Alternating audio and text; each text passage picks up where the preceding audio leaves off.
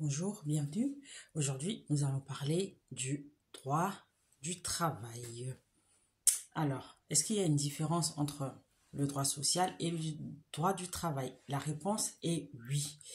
En effet, le droit du travail est une branche du droit social. Et donc, le droit social comprend le droit de la sécurité sociale, le droit de l'emploi et le droit du travail. Donc, nous allons brièvement expliquer ces trois droits euh, de façon à avoir une petite idée sur ce que ça recouvre. Alors, donc, il est vrai que ces trois domaines se retrouvent souvent imbriqués, d'où la confusion qu'il peut y avoir à parler du droit du travail à la place du droit social, etc. Donc, commençons par ce droit de sécurité sociale. Donc, c'est un droit qui régit la protection sociale des personnes contre les risques sociaux. Donc, il organise toutes les assurances sociales qui permettent de remédier aux pertes de revenus professionnels. Donc, le droit de la sécurité sociale est un droit extrêmement technique. À l'époque, les litiges nés de cette relation étaient traités par des juridictions d'exception, dont la plus connue était le tribunal des affaires de la sécurité sociale, donc le fameux TAS. Donc, il a disparu depuis le 1er janvier 2019 et tous ces contentieux ont été transférés vers des tribunaux judiciaires spécialement désignés à cet effet, ou pour la plupart des cas vers les tribunaux administratifs. Donc, dans ce droit de la sécurité sociale, on dénombre trois branches, à savoir la première qui est la branche maladie. Donc, c'est cette branche qui concerne le budget et le déficit de la sécurité sociale, les arrêts maladie, les indemnités journalières, etc. Ensuite, la deuxième branche, c'est la branche vieillesse. Je pense qu'on n'a pas oublié qu'elle a beaucoup fait l'actualité pendant un moment ici en France, avec notamment la réforme des retraites et le recul de l'âge de départ, l'âge légal de départ à la retraite, ainsi que la fin actée des régimes spéciaux. Donc, pour les futurs employés, notamment à la SNCF, à la Banque de France, à EDF, etc. En fait, le système des régimes spéciaux repose sur une base professionnelle, donc qui permet à ces salariés de pouvoir partir à la retraite avant l'âge légal de départ prévu dans le Code du travail. Mais de nos jours, on observe une tendance à la refonte de ces régimes afin de les glisser dans le régime normal de sécurité sociale, hein, parce que on s'est rendu compte qu'il y a des régimes spéciaux qui sont plus équilibrés que d'autres. Et enfin, la dernière branche au sein de la sécurité sociale, c'est la branche décès. Bon, à mon avis, on n'a pas besoin de s'attarder là-dessus.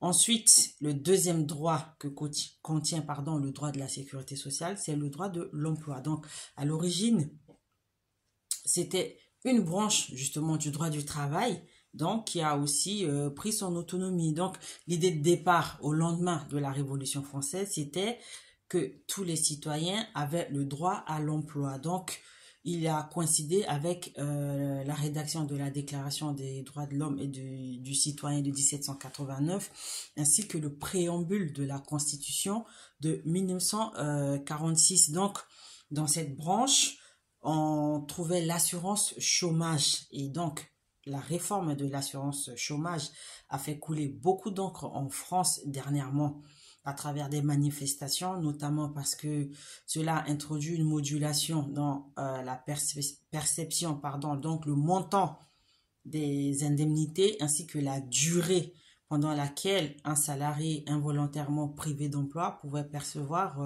ces indemnités-là. Donc, cette réforme, elle a été actée en février 2023 et elle a commencé à produire ses effets depuis le 1er août 2023. Donc, le financement de l'assurance chômage repose sur les cotisations qui affectent les revenus professionnels. Donc, on peut la définir, cette assurance chômage, comme étant un système conventionnel permettant l'indemnisation des salariés involontairement privés de travail. Donc, dans ce cas-là, il faut remarquer aussi que l'adverbe involontairement signifie déjà que la démission, elle est de prime abord exclue de cette possibilité-là. Donc, concernant l'assurance chômage, c'est l'État qui fixe les principes et les partenaires sociaux qui sont principalement composés des présidents des différentes organisations syndicales.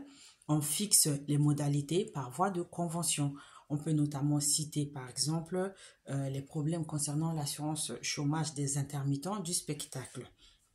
Et enfin, le troisième droit qui constitue le droit de le droit social, justement le droit de la sécurité sociale, on peut le dire, c'est le droit du travail à proprement parler. Donc, il faut remarquer que ce droit a évolué dans le temps, dans la mesure où, à l'époque, il n'existait que le contrat de travail, c'est-à-dire il n'avait pas de limitation par rapport à la durée du travail ou au congé payé. Et on parlait à cette époque-là du pouvoir patronal. Mais petit à petit, les choses ont commencé à évoluer et il fallait trouver des moyens permettant de contrebalancer en fait ce pouvoir du patron avec la répartition collective des salariés. Donc, le contrat de travail, c'est un contrat assez particulier dans la mesure où il est caractérisé par le lien de subordination. Donc, encore une fois, on observe de plus en plus une tendance à limiter ou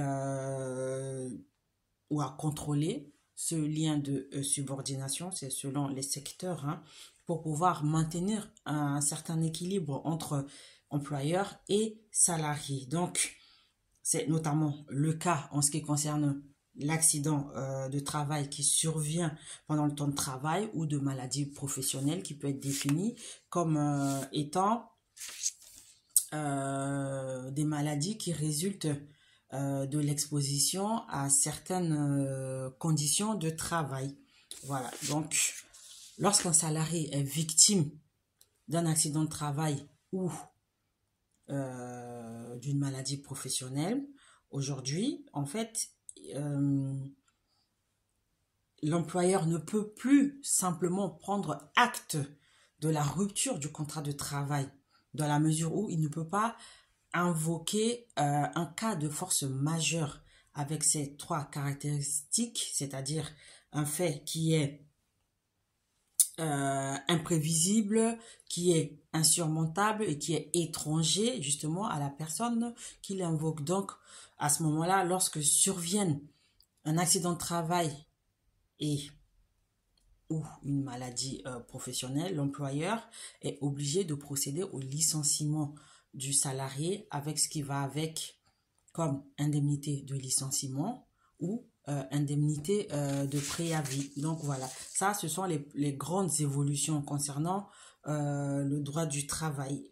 Et après, on peut aussi ajouter à ces indemnités de licenciement l'obligation de reclassement. Donc, quand un employeur entend procéder au licenciement d'un employé victime d'une maladie professionnelle ou d'un accident de travail, il doit premièrement chercher à reclasser cet employé. Donc, l'absence de recherche effective de reclassement d'un salarié avant de procéder à un licenciement économique est sanctionnée par le Code du travail, notamment qui va entraîner ce licenciement, qui va le considérer comme étant sans cause réelle et sérieuse. Donc, cette disposition est contenue à l'article 1232-1 du Code du travail. Voilà, c'était tout pour aujourd'hui. Si vous avez des questions, n'hésitez pas à visiter notre page et à bientôt pour une nouvelle vidéo.